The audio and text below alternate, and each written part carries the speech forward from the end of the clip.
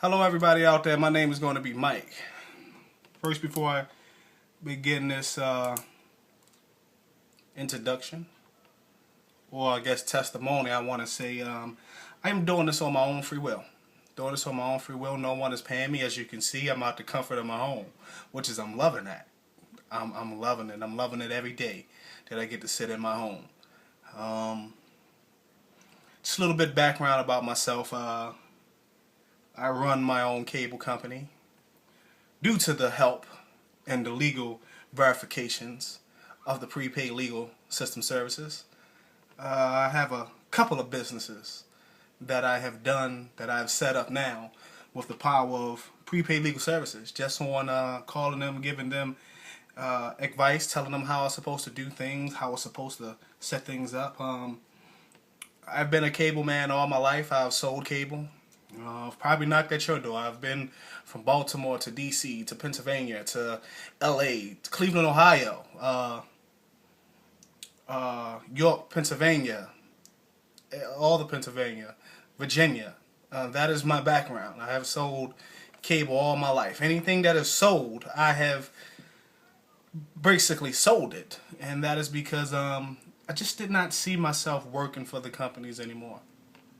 Well, once again, my name is Mike. That's a brief introduction. First of all, I want to give a couple of thanks. First thanks that I want to give out is going to be to my sponsor, Mrs. Annette Gregory, which was my old school teacher. She's a wonderful leader. She's dedicated. She's willing to help you. And I want to dedicate, I want to send a special thanks to Mr. Kevin Mack and Mr. Darnell Self and Mr. Mike Humes and Brian Carruthers and if I'm not mistaken, the list goes on. Mr. Mike Humes, Mr. James Worthy. These are some of the Baltimore people, well, the Maryland people, I would say. I want to thank Mr. Self for Team New Vision. I love Team New Vision. I love being a part of TNV, Team New Vision for Life. I look at the video every day for inspiration. I look at the stories every day for inspiration, because we all need some type of inspiration in the morning. We all need something to go on. But the first thing I want to do is, once again, I want to thank all of y'all. I'm not sure if I'm holding this up correctly, but I'm at the manager's level now. I don't know. Maybe I'm supposed to hold it. I think, let me get a little bit closer. Maybe I'm supposed to hold it. I don't know if I got it upside down, or it's supposed to be, I guess, that way. I'm just gonna, I don't know how I'm gonna position this, but like I said, I want to give a thanks. I want to give a thanks out to all of y'all. Before I got the prepaid legal system services, I didn't think that I needed a lawyer. I didn't think that I needed a lawyer. I didn't think that I needed identity protection. I didn't think that my kids needed protection.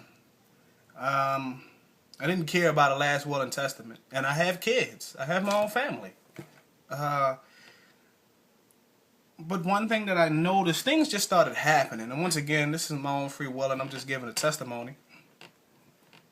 And I have all paperwork to prove it if people want, the facts and see and copies and etc., etc., etc. But one particular day, I was driving on Harford Road. That's a road out here in Baltimore, Maryland. And the police officer, I saw the police officer behind me. It was a unmarked car. Saw the police officer. The police officer, I guess, was trying to run my tags. And I knew what he was doing. Everything was okay.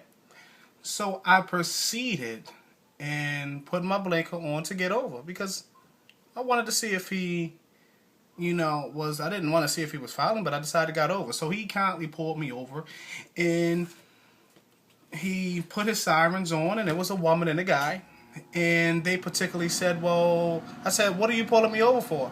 I said, are my tags okay? Did I do anything wrong? I seen y'all riding behind me, reading my tags for the past couple of miles. They said, well, you crossed the double line. I said, well, I put my blinker on. And he said, license and registration. And I gave him my license and registration, and everything was okay. Everything was okay. Came back to the car with some tickets. The young lady came back this time. She came back with the tickets.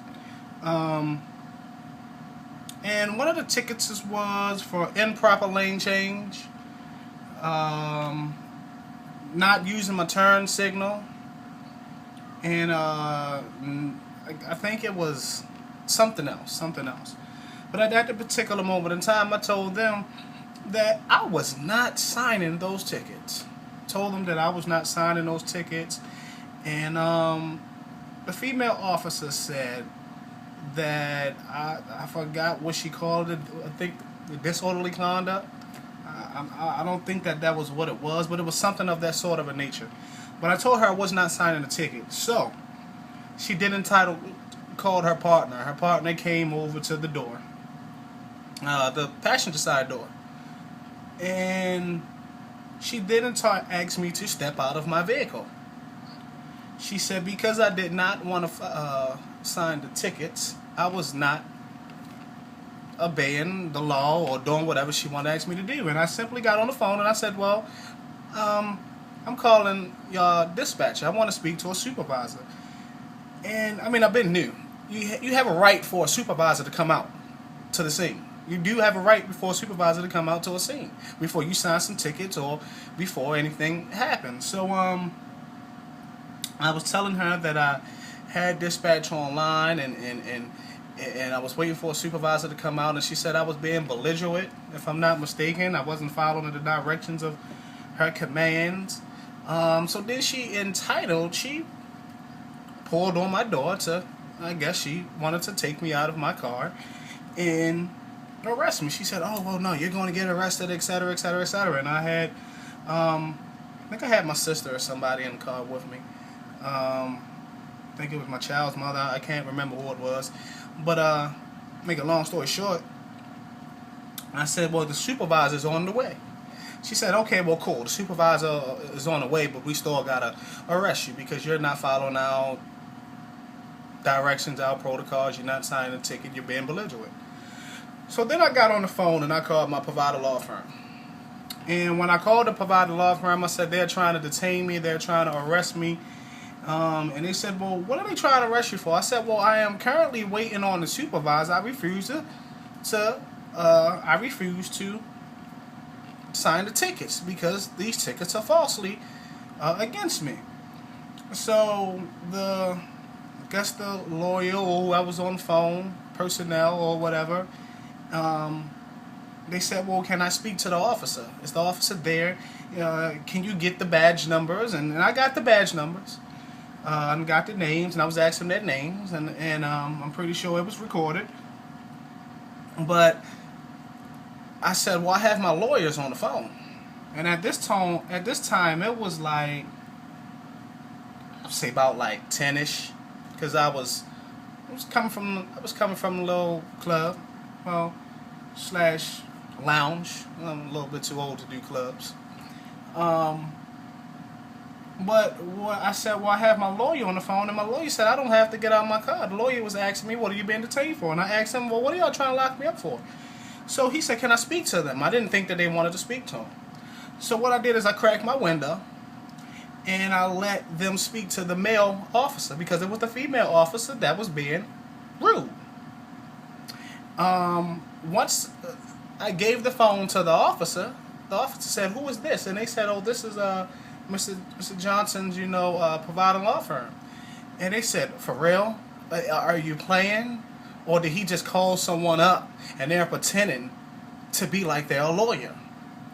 And so whatever the legal mumbo jumbo, that she told him, some codes and some sections and all of that other type of stuff, which is, I guess at that particular moment in time, he knew what those codes were, and just couldn't no ordinary person know those codes. So after that, he then came back to the car. He gave me my license, and he gave me my he gave me my license and my phone back, and he said, Mr. Johnson, we apologize. You can go on about your tickets. You can go on about your day. The tickets will be non and void. The supervisor actually was pulling up right behind him, and they told him the situation, and the supervisor came over and said, well, is everything straight? I said, yes, everything's straight. And he said, well, Mr. Johnson, you have a nice day. If you feel though that you need to make a complaint, then please give us a call. Okay, this whole thing is being recorded. And I said, I know. My lawyers is probably recording it, and then dispatch, every time that I called, they was probably recording it. So that was just one of, the things that had happened to me. Another incident. I had a 2003 Jeep Cherokee that the engine went up on me. The engine went up on me, and I had an extended warranty company, and the extended warranty company did not refuse to, I guess, look at it and pay for my warranties. And as soon as when I did that, I said, okay, well, you know what, let me try this out again. I don't know how serious this is. And I called Prepaid Legal, which is now formerly, Legal Shield. And they said, well, fax it and everything. So I faxed it everything. They looked over the contract, so after that, they said, well, they now are willing to hear you out and look at your case.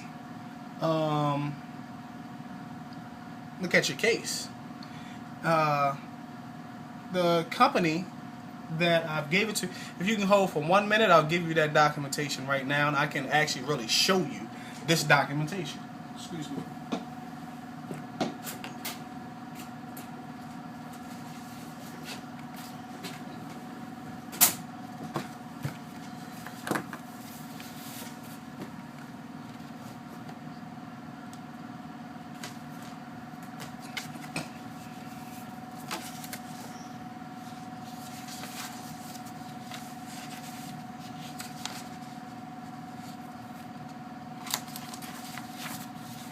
But yes, the company itself, which is One Stop Automotive, I took my car to One Stop Automotive, and One Stop Automotive was supposed to be putting a brand new engine in. One Stop Automotive said that they work with warranty companies, but at this particular moment in time, they wanted to do what they wanted to do. Now, the law firm itself, the warranty company asked me to fax over all of my paperwork to show that I took good care of the car. And I did that.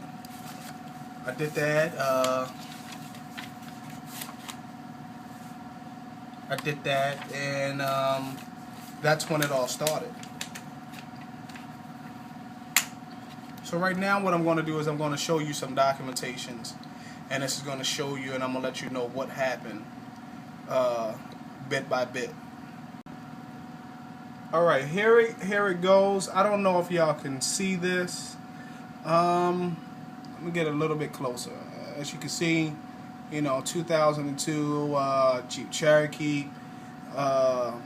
This is the company, the warranty company up top right here, that said that they was going to do the work. And I took it to a company called One Stop Automotive. Now, One Stop Automotives, they told me that I had to pay them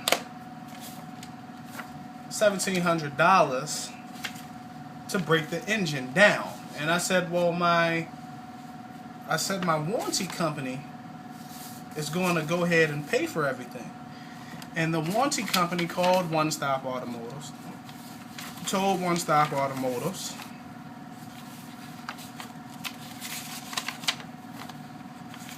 here's some more ledger for you. If you can see, like I was saying, One Stop Automotives, I think I got to turn it up, son. I don't know. I don't know.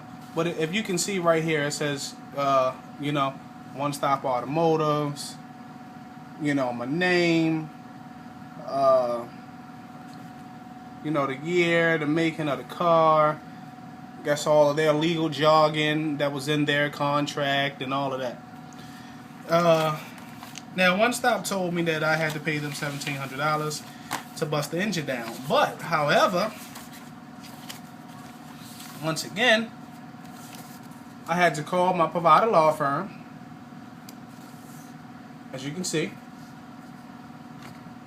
I'm going to call my provider law firm and tell them what was going on. And One Stop then entitled kept asking me for money. I said, no, I'm not going to give you any money until the cars broke down.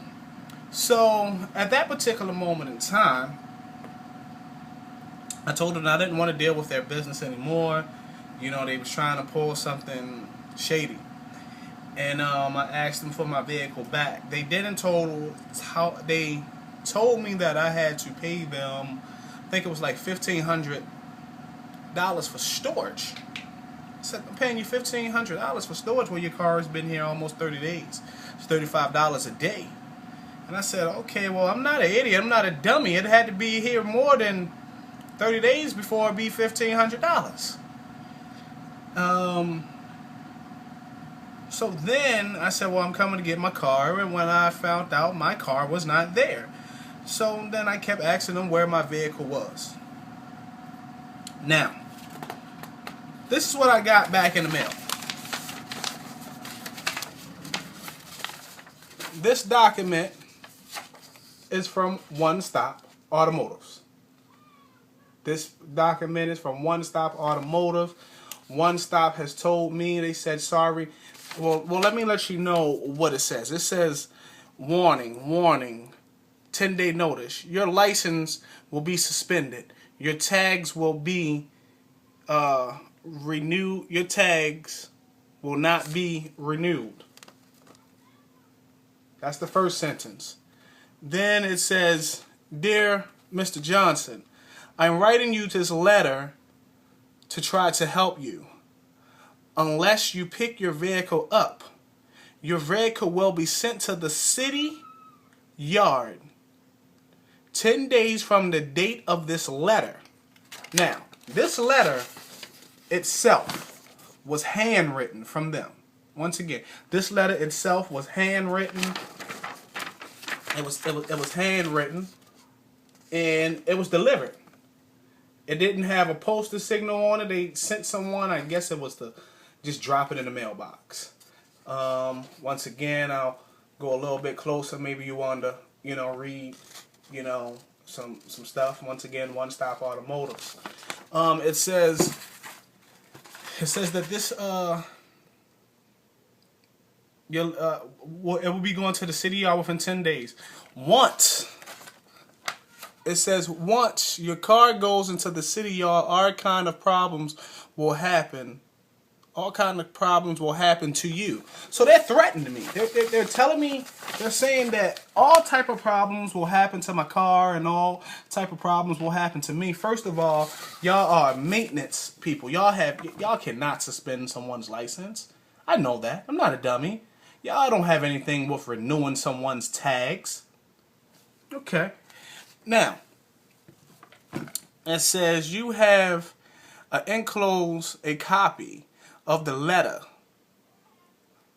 of the city yard sent to you. Once they receive your vehicle, here's a fact. Okay. Here's a fact. All right. Now, I want y'all to listen to this very carefully. It says, once a fact, the city will charge you a substantial fee for the towing, and the city will charge you a storage and administration fee. This can be avoided. This could be avoided. This can be over $1,000. You won't be able to get your Maryland's Hold on, I'm sorry. You won't be able to get a Maryland registration for another vehicle unless unless you're paying all the charges. Okay. And I want y'all to look at this very I want y'all to look at this very fine. I want y'all to look at this very fine. Now, unless you pay all of the charges, it says all this can be avoided, but you have to call us to make a payment agreement. Ignoring this letter will cost you. Ignoring this letter will cost you hundreds. No, ignoring this letter will cost you thousands of dollars. Call me today. Thank you sincerely, Jerry. Okay? Sincerely, Jerry. Once again, this is not made up. This is what they sent me. This is what they sent me. Now, first factor is this.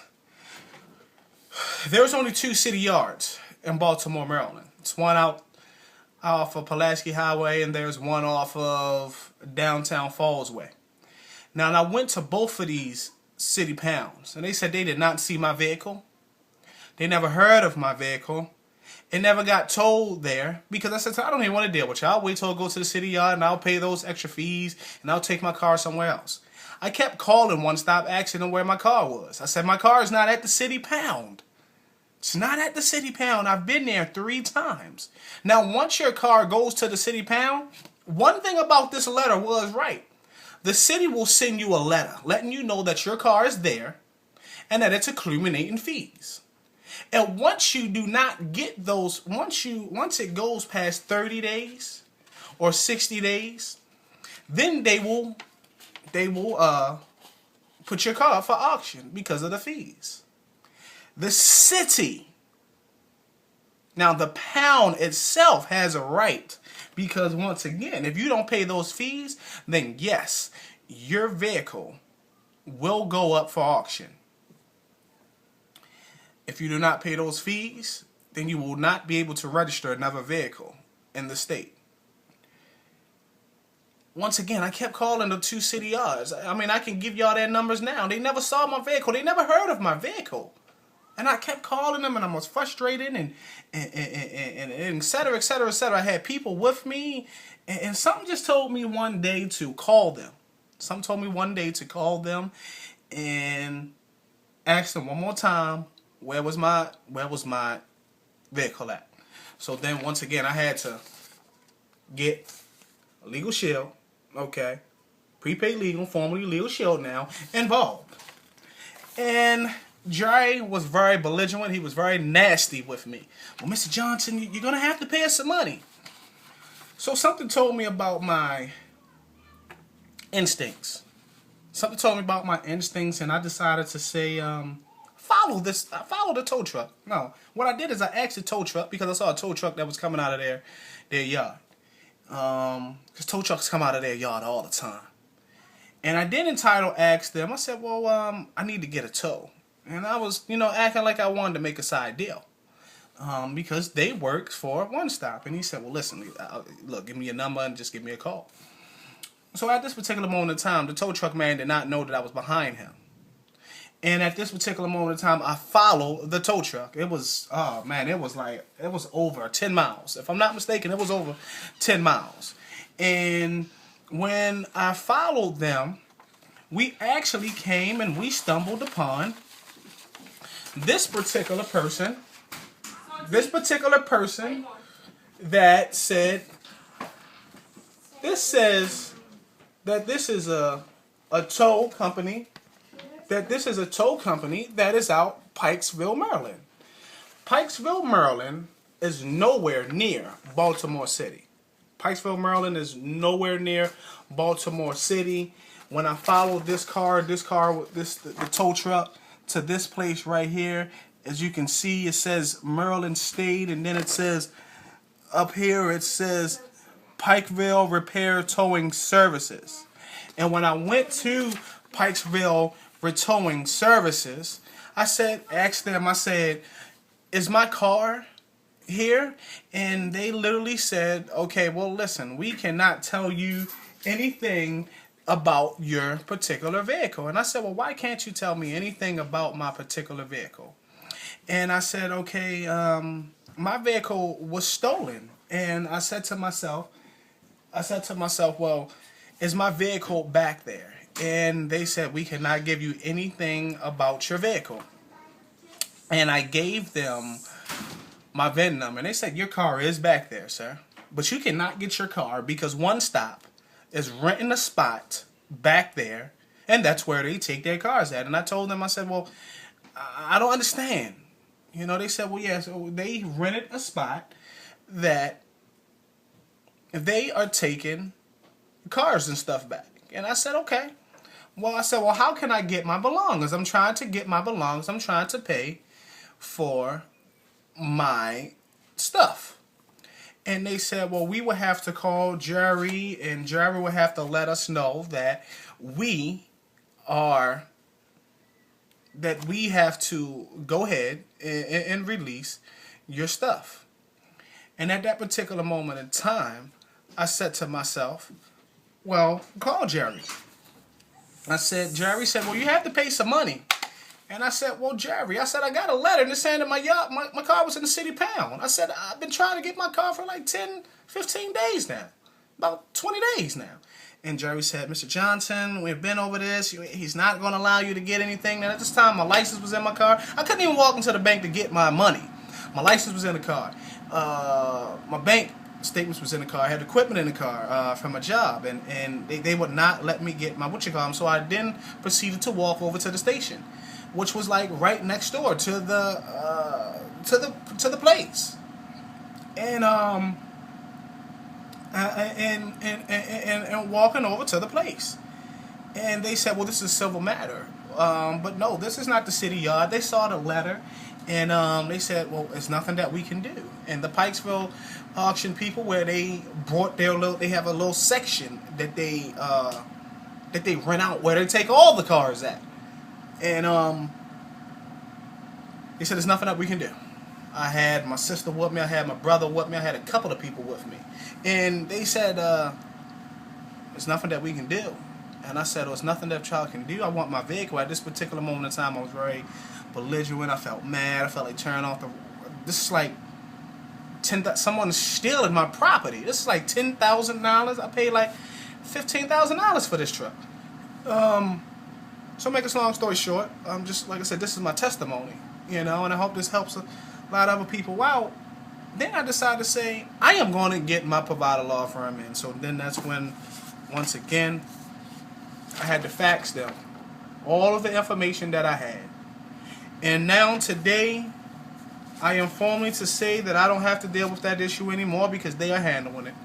There were lawyers that was charging me 25% for a civil case. I needed to put down... See, the thing that people don't tell you is this. When you get into a car accident, yeah, that lawyer will take that case on. That lawyer take that case on in a minute.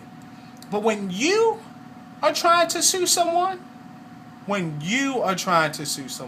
it's not a car accident, then you have to put money down. But because I'm represented by the best locally, worldwide, I didn't have to put anything in because I paid my membership. So they have wrote up the legal jargon and I'm in court and I'm winning. So I thank you. I thank you, Miss Annette. I thank you, Mr. Brian Carruthers, all of y'all for the things that y'all have done to you know, all the presentations y'all done, because the service actually works. So just to get off of that is a little testimonial that once again I am using, and this is all of the stuff that was shipped over to them about the vehicle and all the reports and everything. Okay, so wanted to get that out of the way. Now I'm going to get to something serious, and then I'm going to tell you how you can benefit off of this yourself, and how they became my financial freedom. Currently, we all don't care about this, and hopefully if you care about this, then you'll contact me. We'll talk, and we'll show you how I can protect yourself, and we'll show you how, you know, you can gain another stream of income. But one of the second things, last will and testament, A lot of us, we have loved ones and friends that pass away every day. And I'm going to give you a prime example. My father passed away, and he didn't have any last will and testament, so no one can get anything. It's very important. I mean, if you care about your kids, you know, your last will and testament is supposed to be for your loved one, for your kids. So if you have life insurance, we might depend on our loved ones, okay, or our beneficiaries to take care of our kids with the rest of that money, or with the money that's left over. But we don't know. We're going to be in heaven. We're going to be in a better place. But a last will and testament, that is what it's for. And I have a last will and testament for myself. I have things jotted down from how much money my kids get a month, receipts that have to be shown, receipts that have to be shown for clothes, for certain things like licenses and getting a car and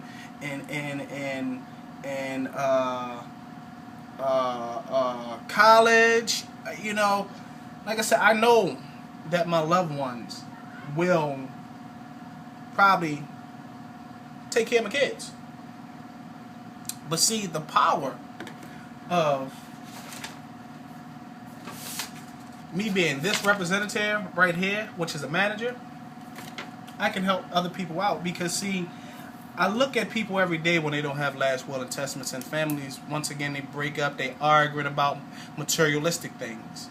My brother didn't have a last will and testament, and I had to argue about his things. Things that belonged to him, and his girlfriend would not give them up. But she had a right not to. But if he would have had a last will and testament, he would have had, those things would have been gone. So I don't have any of my brother's worthy possessions that I think that's worthy to me, not anyone else. But I went through a long battle, had to go through court systems, all right, and I got it. I got it. So it's very important. If you don't care about your kids, especially if you don't have kids, if you don't care about what happens to yourself after you pass, you don't care about what's going on with your money, your possessional things, because when we go, we can't take these things with us. We just can't take these things with us. You know, so if you don't care, then fine. Okay? But I'm hoping that you will care, especially if you got kids.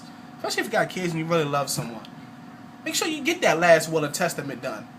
It doesn't take anything besides 10, 15 minutes, 20, 30 minutes. I don't know how long, you know, but guess what? We will provide that for you over here at Legal Shield. Now, if you are the type of person and you want to get this done, okay, and you decide to say, I'm not going to go there, I can do that myself. I can write up a little legal jargon, who going to get what, etc., etc., etc., etc., etc. See, people that care, they've done it. You see it in the movies, and it's done in real life. It's jotted down from paragraph to paragraph. Hey, Lucy, or whoever, such and such, you'll get my hat, or you'll get my house, or you'll get the rest of my money for this amount of time, or you'll get my precious CDs, or you'll get this, or you'll get a stake of the company that I was running, or you can get my stocks, my bonds. It's whatever the situation may be. So if you care, then I'm pretty sure that you'll protect yourself, that you'll get that done. But if you try to go get it done yourself, it's $500. Sometimes even more, because then you got to update it every day. But with us, it's free. With us, it's free, and it gets updated every year. So either you want to go pay $5 or you can get something done free. Either you want to wait for something to happen to you, whether it's an accident, whether it's someone, you know, Child Protective Services coming through trying to take your kids, because an accident happened. Accidents do happen. The system and this company is not designed for people to do bad things, but trust me, they will help you. You'll get a discount. You'll definitely get a discount. But if you have situations like that, if you've ever signed a contract and then your bill started going up, whether it was your cable bill, your cell phone bill, or I don't know, a loan. If you're buying a house okay, and your interest rate is high, and you just don't know what else to do, you know, or if you're going into foreclosure, you know, it might take you a minute or a long while to get these type of things situated, but the lawyers can look at other legal jargons, find hidden stuff, you know, write letters on your behalf to try to get you out of foreclosure. Because, see, you can call all you want, 365 days, try to get another loan, etc., etc., etc., etc., okay? But that lawyer, okay, is going to call the right people. Those lawyers are going to call those right banks. Those lawyers are going to do what they need to do. They're going to write letters on your behalf so you won't be sitting back stressing. They're going to make sure that your will is prepared and your wishes are prepared out. But I'm fine now, so I that is covered, okay?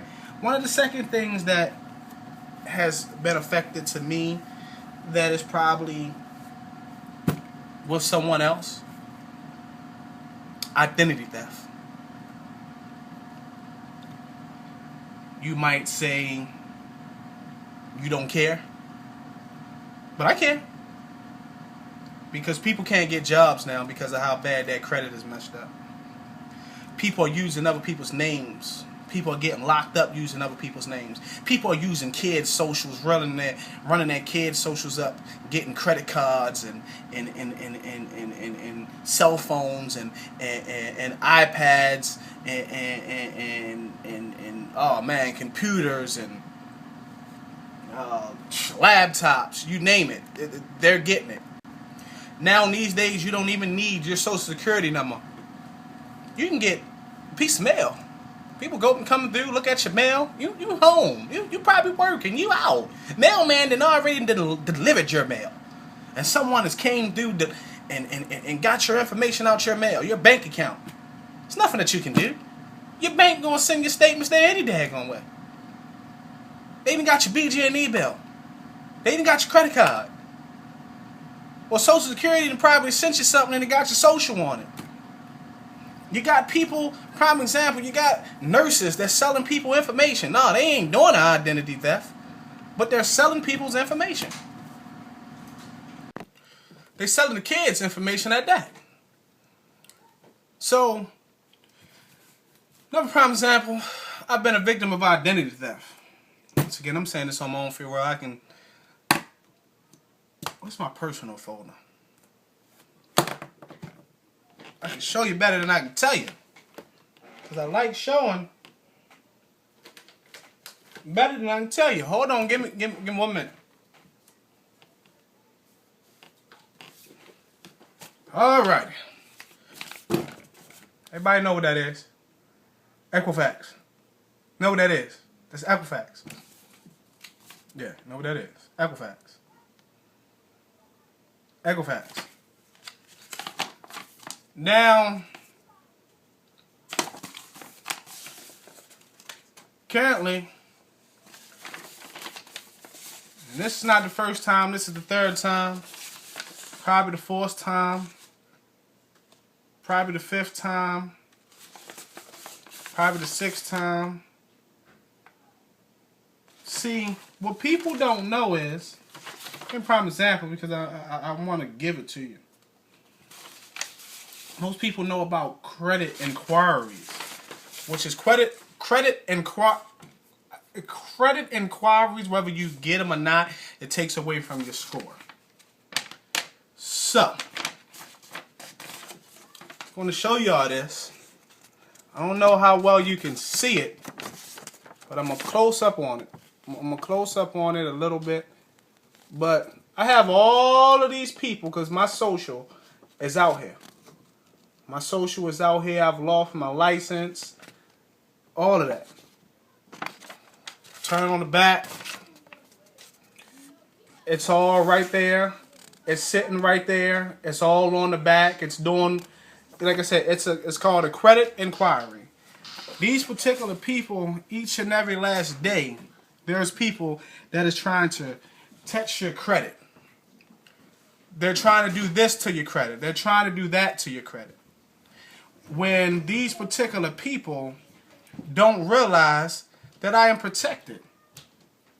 I'm going to give you For prime example, what happened to me, I found out that I had a Porsche. I had a Ferrari. I had a house in Texas. Now, last time that I was in Texas, I was working for a company called RMH, where I had to fill out my application, where I had to do the things that I had to do to gain extra employment. I had to give my social security number. I had to give my date of birth. I had to show them a copy of my ID. They had everything. They had where I lived at. They had just about all my information. Once again, we fill out applications every day. We're applying for stuff online every day. We're putting our social, our driver's license number. We're applying for apartments every day. We're doing so much. But once again, I had all of those things, and I had to report all those things as fraud. You know, and it's a shame, because when I found out and I reported as fraud, I said, "Can I keep these things?" They said no, because you reported as fraud. Excuse me. They said I'm reporting it as fraud. So everything has been seized. Everything has been cut off. So I thought that I would never need identity protection. Now I can't get houses. I gotta put big down payments on stuff. My car, I had to put $7,000 down on my car because so many people was hitting my credit using my name out there. And that was probably because I was in foster care. Probably because someone sold my information, because I dropped my information. Someone, I don't know. Once again, we got to use our identity every day. It's us. Something that the government gave us. To make a long story short, now I'm protected. A couple of months ago, I got a phone call from Kroll. The people that's doing the identity protection for me and my kids. I'm gonna tell you a little bit more about my kids, social as well. These particular people, once again, Equifax.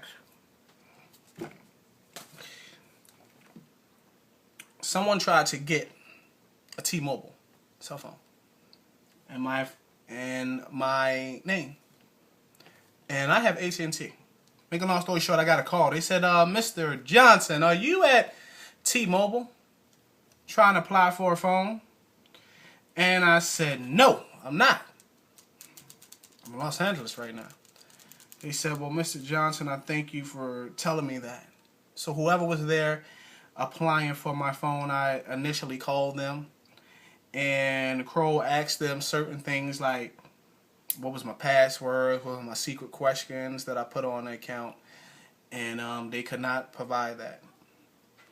I guess after that, they was formally prosecuted after that. I don't know if you care enough about your credit or your kids' credit to protect them. You know, if not, let me have it. Let me have them, because, hey, I'm no stranger to the rule. But if you don't want to protect your kids' social, or you don't want to protect your credit or your kids' credit, then let me have it so I can get me a cell phone, whatever the situation may be. And then if you're looking at this video and you saying, man, he's crazy. You know, I would probably, if you say to yourself, I would probably feel like killing him, then that means that you care. If you don't, if you're the type of parent, you're the type of person like, okay, I'll just report it fraud, then okay. Then go ahead and report it fraud and see where that takes you.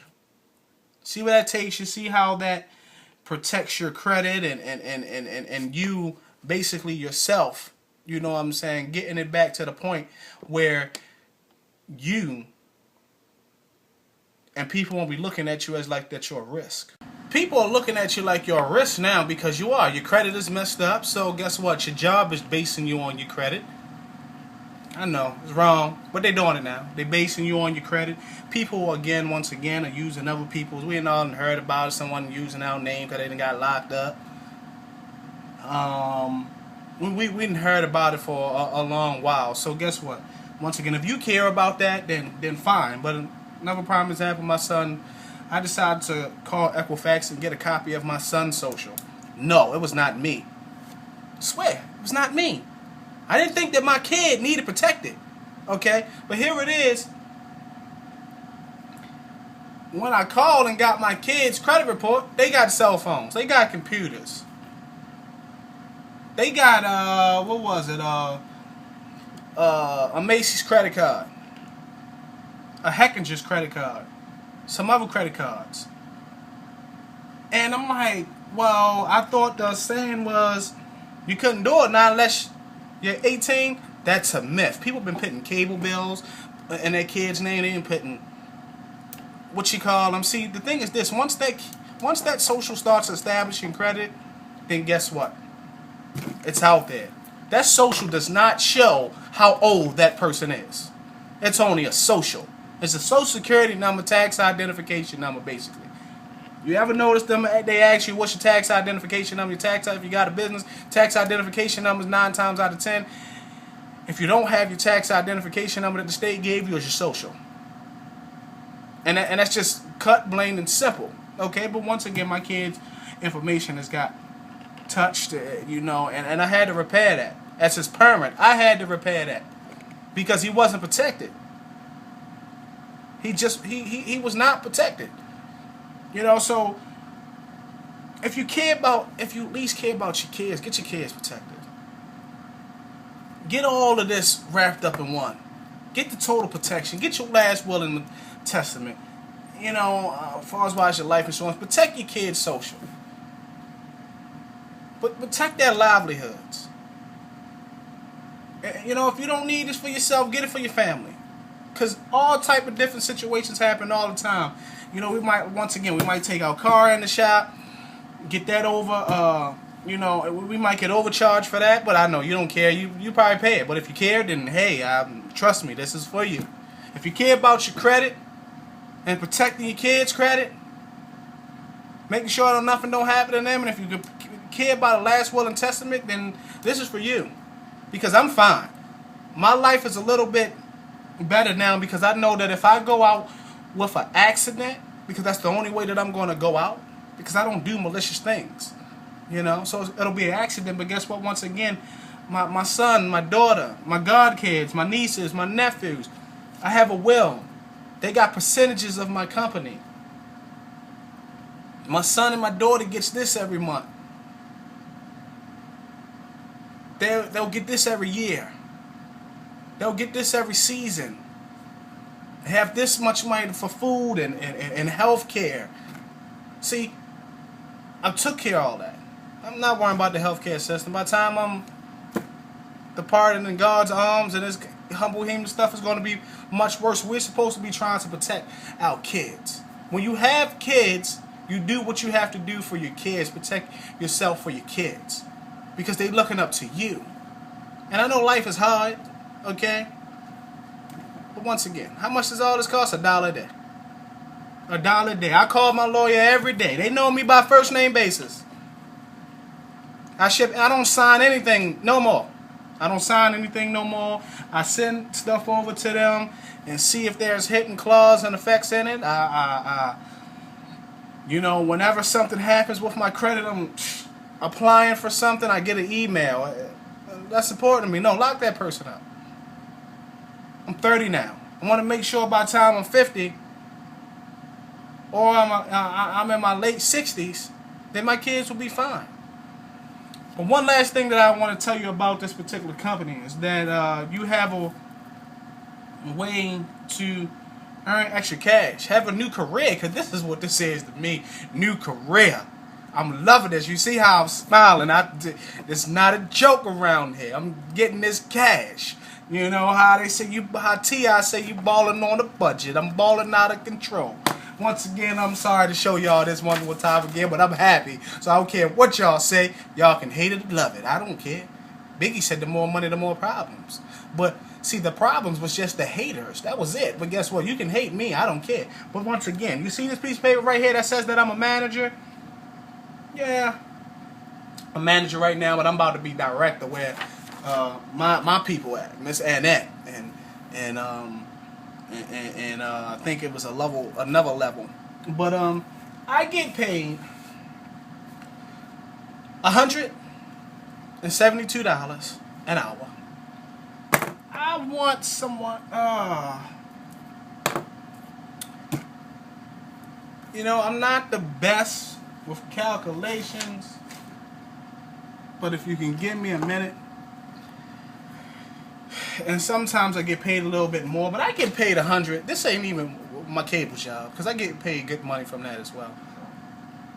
But I get paid $172 an hour. $172 an hour. If I just wanted to go get one person, and I do, if I at least try to make sure that I have one person an hour. Sometimes I have more than 2, 3. I have more like 2, 3, 4, 5. Okay. But at my lowest term, I make sure that I have one person out. I make like $1,000 a day. I think it's probably about like 15. 172 times that by 8. Brain can't calculate too fast. It's an accident, but I make like $1,000 and something a day. That's once again concentrating on one sale an hour. Sometimes I get more. I probably talked to 2 people. I probably took somebody to lunch. I don't care what no one else say, but guess what? Hey, if that person is interested, then I'll probably get them $20. That's nothing to me. $20 to get you help set up if you're a very serious individual. If you're very serious, then I'll help them get their families protected and all those things, last well. But guess what? If you are and you're looking for some extra money, this is a good opportunity. Because once again, I get paid $172 an hour. I was at the point where I was getting paid like $84 an hour. For doing, excuse me for my expression, nothing. Darnell Self does my work for me. My mentor, Miss Gregory, does my work for me. When I have a prospect, I tell them look at the video. If they don't believe in it and they don't care about their kids or that stuff, then maybe this opportunity is not for them. Maybe they just don't want more. But I want more because I want to leave something behind. I want to leave something behind, and it is left behind for my kids, for my nieces, my nephews, and my kids. So I'm climbing up that corporate ladder, and I'm about to be director. Okay? And I'm going to be getting 207 by the end of this week. And this is, This is May the 12th? Yeah, this is May the 12th. Yeah, so I'm going to be straight balling. I'm smart with my money. But once again, I'm at manager's level. If I wanted to stay at manager's level for the rest of my life, I would. But me helping a person sign up for $34, then I get paid $172. When my team does it, I get an override of $34. So anyone in my team that does it, I automatically get another $30. So I don't know what my team members are doing. I don't know what they're doing, but I know they're working. I know that they're working, and I know when I sign up someone, I get $72. And whether it's 5 of my team members that sign someone up, then I get paid an additional $34. Now, some of them, apparently themselves, okay, they might be in different organizations, or they might be doing different things with their financials, or it might be a second job, but I know people that has quit their jobs just because of this. Hey, I'm fortunate to sit home every day if I want to. I'm not bragging, but I'm fortunate that I can sit home every day. If I wanted to, once again, I can make $800 a day and call it a day. Because I make sure that I go out every day and I talk to people and I pass out cards, and the people that care about this, they go ahead and sign up. Because this is serious. Protecting your identity is serious. Having a lawyer on your side is very serious. I feel that I'm a superstar, and I'm not. I'm just someone that just got good representation. Got law firm on my side. So I definitely feel like that. They have helped me once again open up my other businesses. And I didn't know how to do that. I didn't get no help from no one. They showed me what laws was right, what laws wasn't right before I went out there and just done what I done. It's called asking questions. Sometimes you might call and ask a question for a lawyer. They might say they need a retainer. They might need to do. They might need to hire an investigator. They might sue the hospital. There's been lawyers that didn't do their job. I had a lawyer that did not do their job, and guess what? Instead of me reporting them to the Legal Bar Association, I sent my own big wigs to deal with them. My own big team. Okay?